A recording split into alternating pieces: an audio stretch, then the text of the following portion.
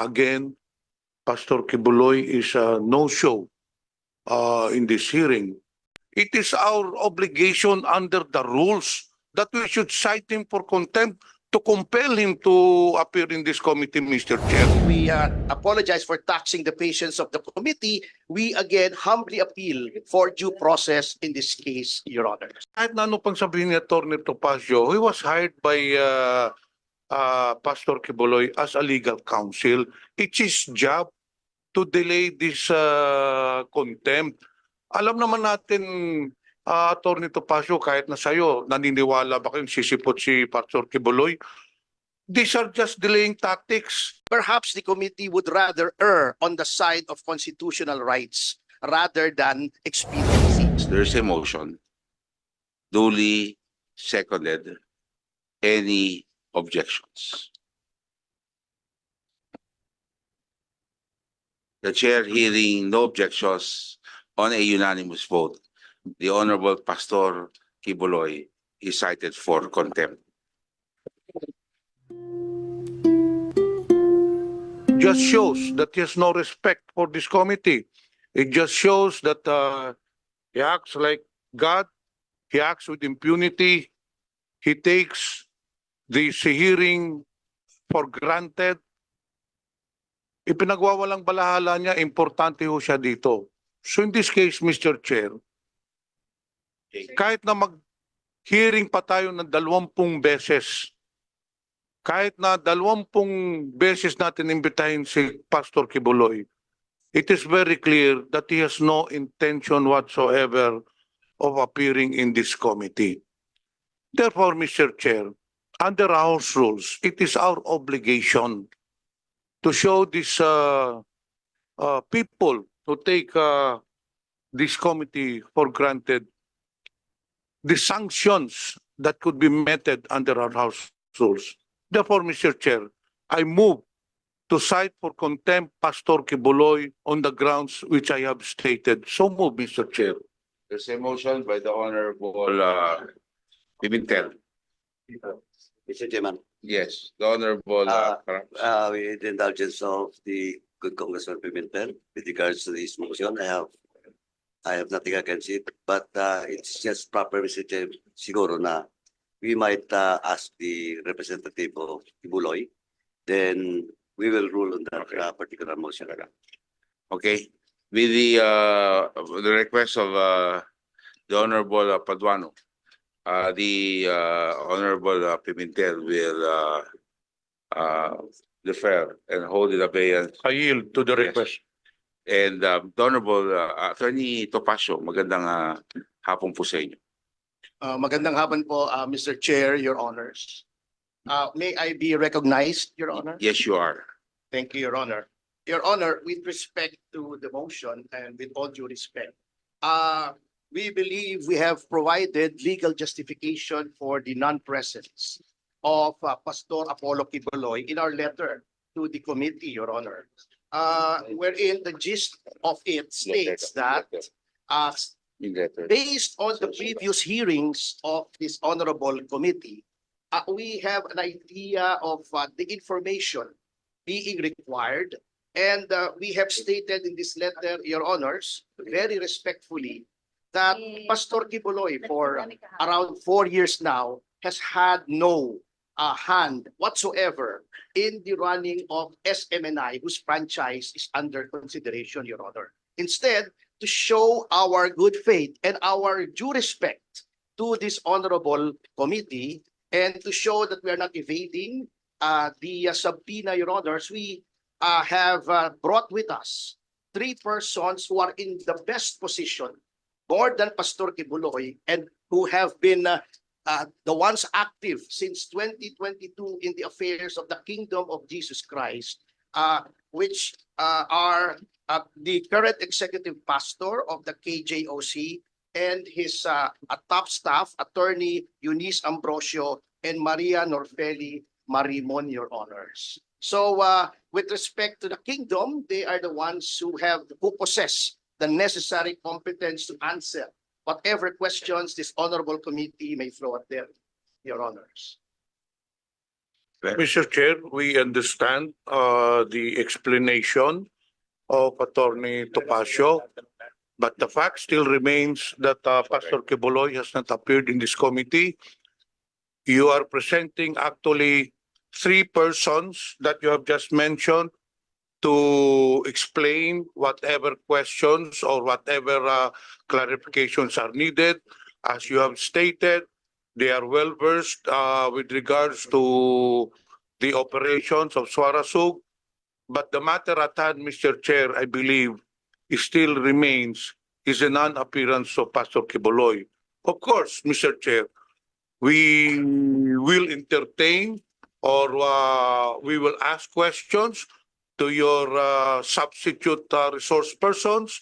But Mr. Chair, I still insist my motion, my earlier motion, I again reiterate, I move to cite for contempt Pastor Quiboloy, Mr. Chair. Thank you very much, the Honorable Pimentel. Atty Topacio. Your Honor, we will always submit to the discretion of the committee. With just the very respectful and gentle reminder, Your Honors, that in the very recent case of Ong versus Senate Blue Ribbon Committee, the Supreme Court has ruled that before any person is held in contempt of the a house or any committee thereof, he must be given due process, meaning a chance to explain, Your Honor.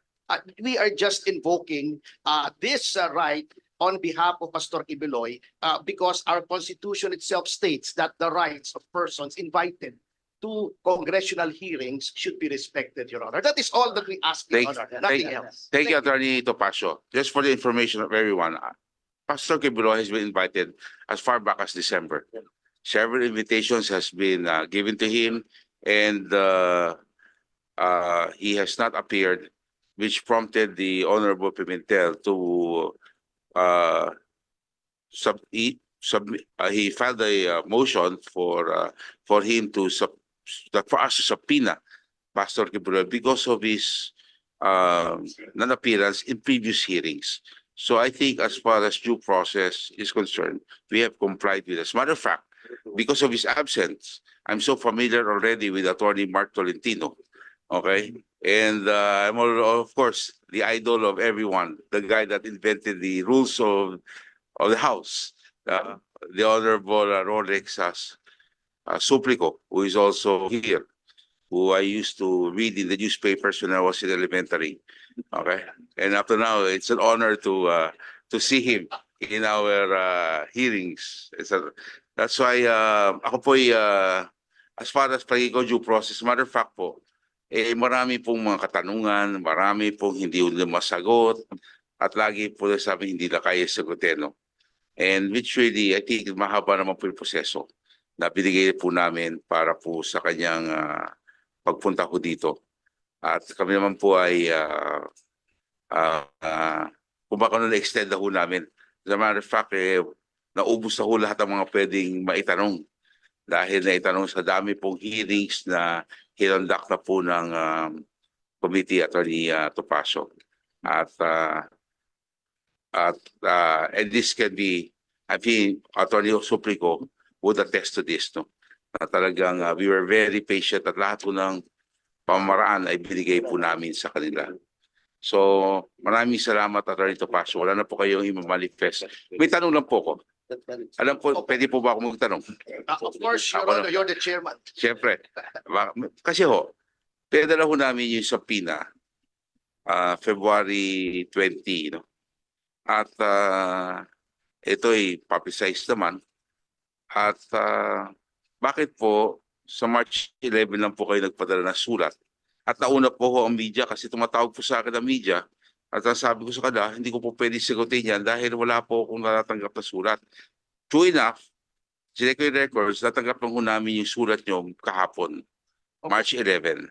Tapos may amended letter at March 12 today, humarap po yung isang abogado ninyo. So, why did it take you so long to write us that letter?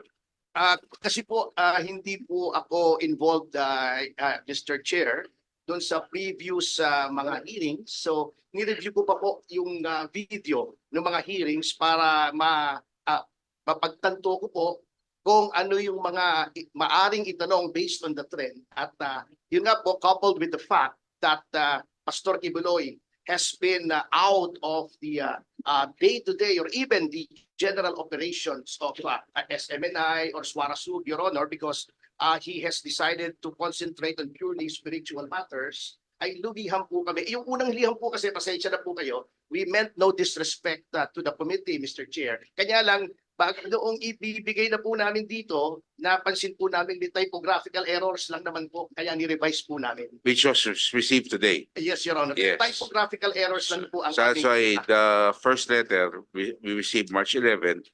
The second letter we received today Opo. at the day of the hearing. Opo, may, Yes. pero it's basically the same, Your Honor. We did not want to spring any surprise. It's just a typographical errors, Your Honor. Thank you We very apologize because of the a tight schedule of this representation. We profoundly apologize to the committee and to the chair.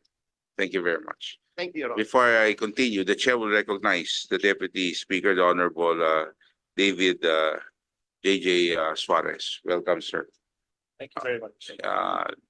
The Honorable Franz Pumaren is recognized. Thank you, Mr. Chairman. Address lang pong question kay Atty Topacio.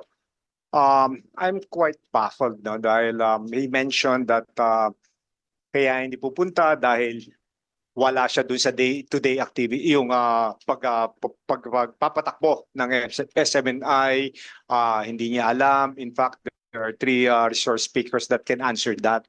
My main question lang here, kung gano'n man pala, may invitation siya, bakit ayaw niyang pumunta? Then let him explain to us kung ano talaga ang role niya dun sa SMNI. And aside from that, probably there are still other questions that can be raised. Yun lang naman ang quite baffling on my part na bakit ayaw niyang pumunta. Na kung confident naman siya na he has no idea how yung SMNI operates day-to-day basis. Yun lang po, Mr. Chairman. May I respond, Mr. Chair? Actually po, at wag niyo na pong sisihin si Pastor, ako na pong sisihin niyo, Honorable Franz Pumaren, sapagkat ako po yung nagpayo sa kanya. While the details of the advice may be covered by lawyer-client privilege, ako po yung sabi kay Pastor na since ang nakikita ko po sa trend ay tungkol naman sa alleged violations ng prangkisa ng SMNI, ay since wala naman po kayong kinalaman at ang inyong titulo na honorary chairman ay purely honorific as the name suggests, sabi ko upang hindi naman paipakita naman natin na ginagalang po natin yung proseso ng kagalang-galang na committee ito, ay tayo na po magdala ng mga tao na maaaring makasagot dun sa mga yon. Ngayon po, I want to take this opportunity with the kind indulgence of my congressman in Parañaque, the chair. Kung mamarapating nyo lamang naman po, kami po ay magalang na humihiling na baka naman po mga kagalang-galang na kinatawan na bigyan po na naman kami. Kahit konting panahon lang po na magpaliwanag at baka naman po makausap po rin siya at baka naman po makita niya na baka naman pwede siyang dumating sa susunod. Konting pagkakataon lamang po. Rest assured that we will be prompt in our response, Mr. Chair and members of the Honorable Committee. In fact, I'm scheduled to meet with him tomorrow, Your Honors, if I may inform this Honorable Committee, and I will advise him accordingly. Honorable Pumaren. Thank you, Atty. Topacio. Mr. Chairman, just for the record, Yes. nakailan invitation na ba tayo kay Tatlo po. Pastor? Tatlo. Tatlong invitation na po tayo. Before we recognize the next interpreter, the chair recognizes the Honorable Arlene Prosas. Welcome, ma'am, to the committee hearing. And who else is here? The Honorable Inodi is here. Welcome to the hearing. Mr. sir. Chair, The Honorable Pimentel. we are just prolonging this issue. We know very well that kahit na ano pang sabihin ni Atty. Topacio, he was hired by Pastor Quiboloy as a legal counsel. It's his job to delay this contempt. Alam naman natin, Atty Topacio, kahit na sa'yo, naniniwala ba kayong sisipot si Pastor Quiboloy? These are just delaying tactics. Even though na mag-hearing na naman tayo next, iba na namang rason ng lila ibibigay. Mag-hearing na naman tayo ikapitong hearing, ibang rason na naman. When will this be concluded? As I've said, Mr. Chair, it is incumbent upon this committee. It is our obligation under the rules that we should cite him for contempt to compel him to appear in this committee, Mr. Chair. Again, on my on my third reiteration, Mr. Chair, my motion still stands. Thank you. Just a point of clarification on the statements made by Atty Topacio. By the way, congratulations on your movie. Thank you, sir. You mentioned that you're off to see The Good Pastor tomorrow. Yes, Your Honor. So that confirms that he's still in the Philippines. Yes, of course, Your Honor. He's not going anywhere, Your Honor. O, kasi may mga balita na nag-ibang bansa na daw siya at Ay, hindi po. Magpapakuha po ako ng litrato at ipa-viber ko po sa Hindi. mga members ng committee. I trust you, Atty. Topacio. Thank you po. I So, appreciate that, sir. Yun lang, I just wanted to reiterate, Mr. Chair, we've been having this hearing since December of last year. November of last year. So, long playing album na po ito kasi November, December, January, February, March, I think. This can already be part of the Guinness Book of World Records as one of the longest hearings. This just goes to show the leniency and the patience the Committee on Franchise has afforded to SMNI, to SUARSUB, when it comes to complying with requests that have been forwarded to you. So, on its proper time, Mr. Chair, I would second the motion of Congressman Pimentel. The legal counsel of Pastor Quiboloy is asking for a reconsideration. Is that correct? We are asking for time to explain, Your Honor, because as the rules state, the failure to appear must be without legal justification. So we are willing in whatever time allotted to us, Your Honors, so as to obviate any suspicion that this representation is delaying. Actually, ayoko nga pong ma-delay. May lakad po kami naka-abroad ng misis ko next week eh.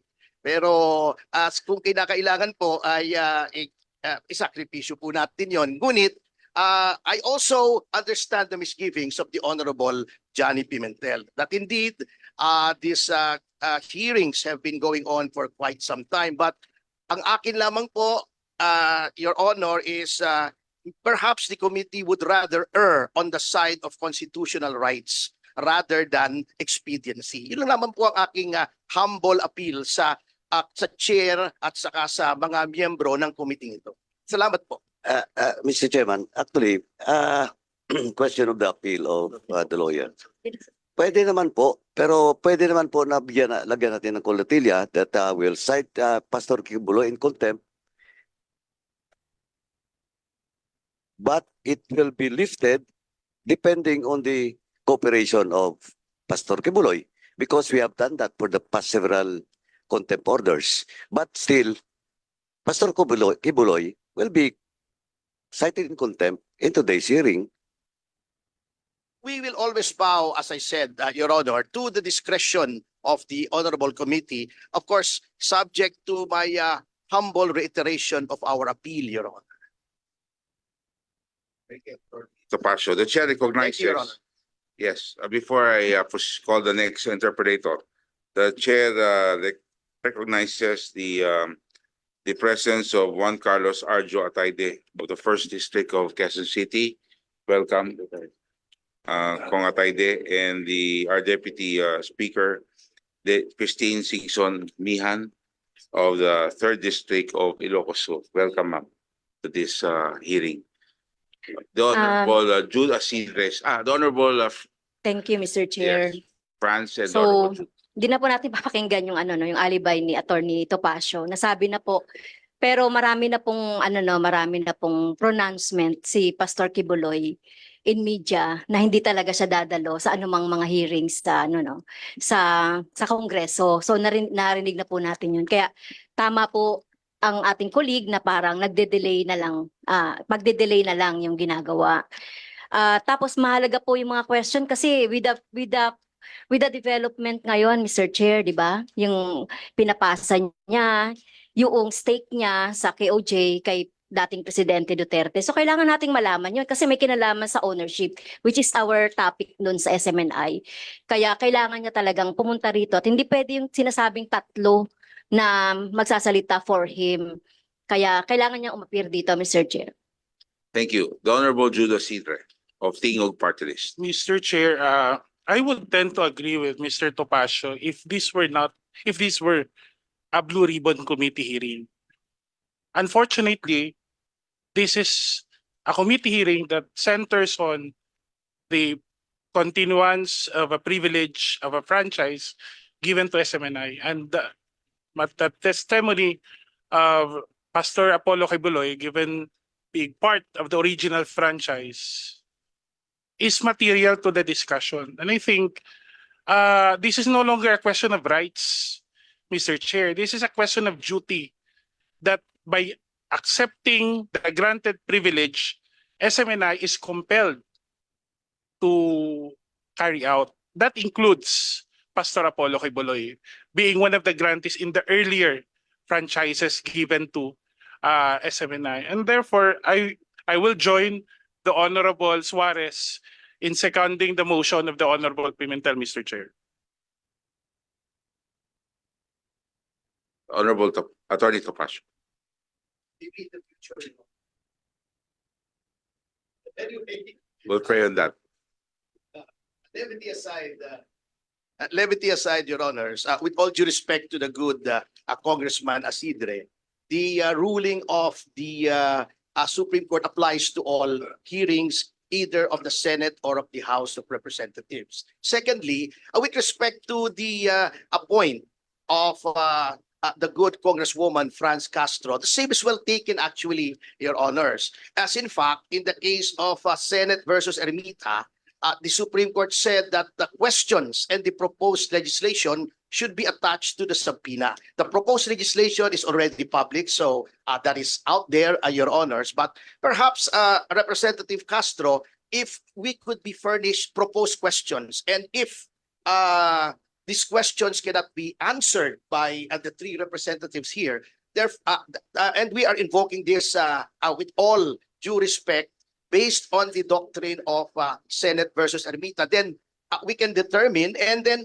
well, Your Honors, if the legal justification provided by Pastor Quiboloy is not sufficient in the eyes of this committee, then, of course, it may proceed according to its rules. But in the meantime, again, we apologize for taxing the patience of the committee. We again humbly appeal for due process in this case, Your Honor. Thank you very much. Chairman. The Honorable Carac. Anyway, binuksan na rin yan ni Atty Topacio. Anyway, Yes, iba Your Honor. kasi yung circumstances with regards to Senate and Ong. Kasi si Ong dumalo eh. He was not given due process. Etong case ni Pastor Quiboloy, hindi siya dumalo. He disrespect this committee. And yung question of legal excuse by attending this committee, okay, I will grant it to you, attorney. I will grant it to you. But hindi ko sinasabi na tama ka. But we can also impose letter F, undue interference. We can impose undue interference, not letter A. Well, Your Honor, as I said, we will always submit. And kaya nga kasi you defended it with our colleague here. Yes, Ayaw Your nga pag-usapan dapat eh. Sabi ko, gusto ko pag-usapan natin sa gilid eh, pati yung balag. kasi you invoke Ong, in which the circumstances is different. Because Ong attended the hearing. Magkaiba yun, attorney, di ba? Yes, that's why I That's why, raised. attorney, ako ayop, we will end this debate With regards to your appeal, ako nga, sabi ko nga eh, Opo. pwede naman yung reconsideration eh. Opo. Contempt and lifting of the contempt, it all depends on the actions of Pastor Quiboloy. Diba? If he cooperates with this committee, then so good. We can lift that, that contempt. But if you will invoke those jurisprudence, wala tayong, yun na nga yung ong eh. Yes, Your Honor. Iba yung interpretation. That is why Dating sa akin. As I said, Your Honor, we submit always to the discretion of the committee. And there is really no desire on the part of this representation to debate. We're just stating what we feel to be the rights of my client, as it is my duty and obligation as his lawyer, Your Honor. We have no quarrel with the committee. As I've said, the committee will do what it has to do under the rules. We just want to make this humble appeal, Your Honors. That is all. Chairman, under our tradition, we allow if the chair, the committee allows. No, but well, in fact, as of now, we're discussing with regards to the inquiry in aid of legislation.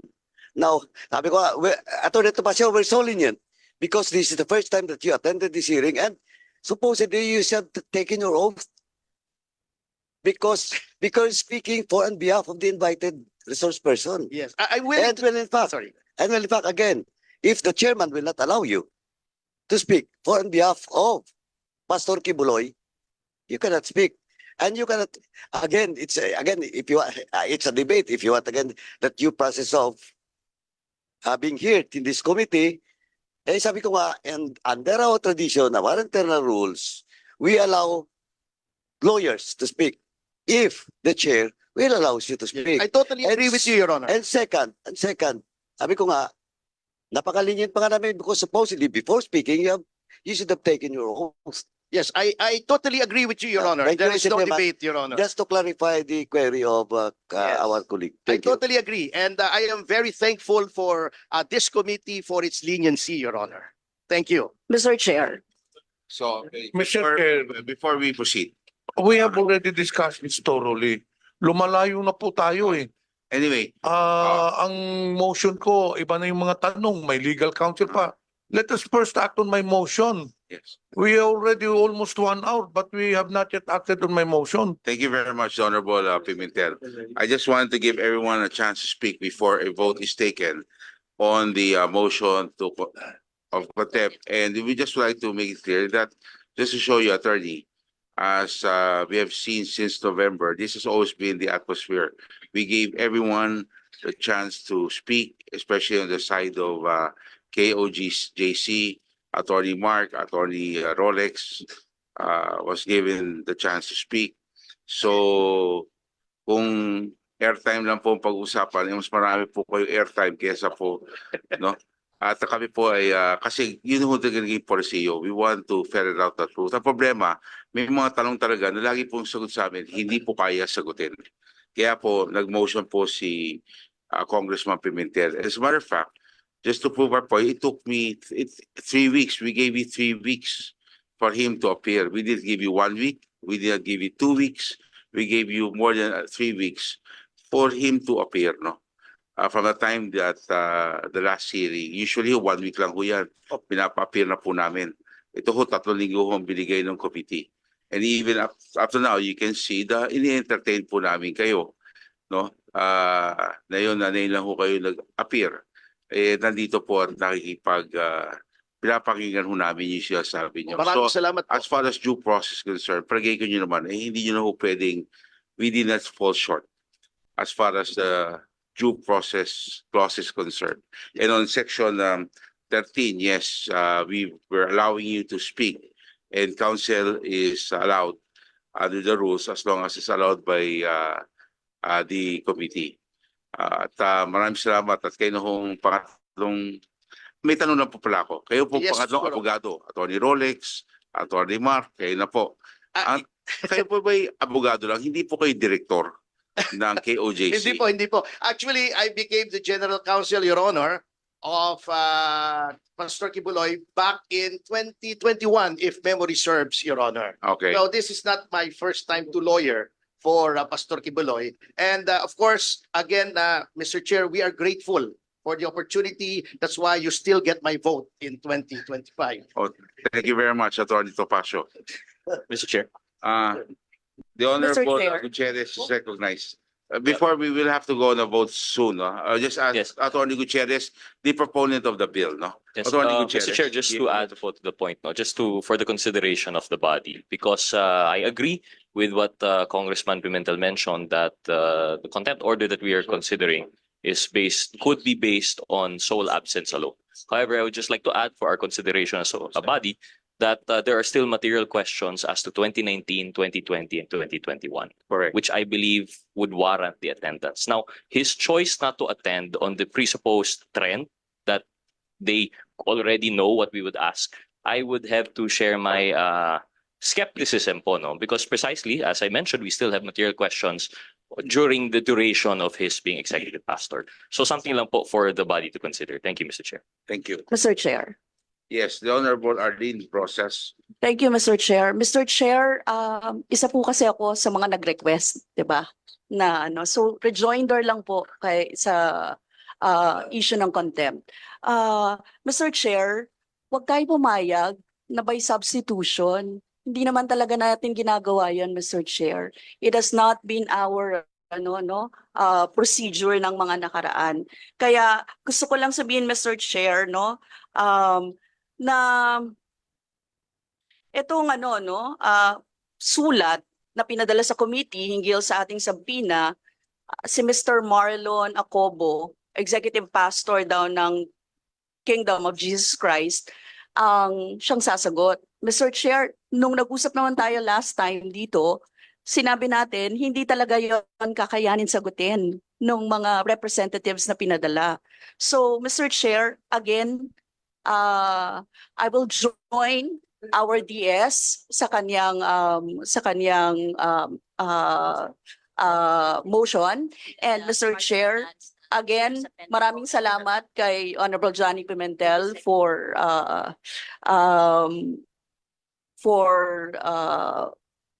again motioning for the contempt of Pastor Apollo Quiboloy. Thank you very much, the Honorable Arlene Brosas.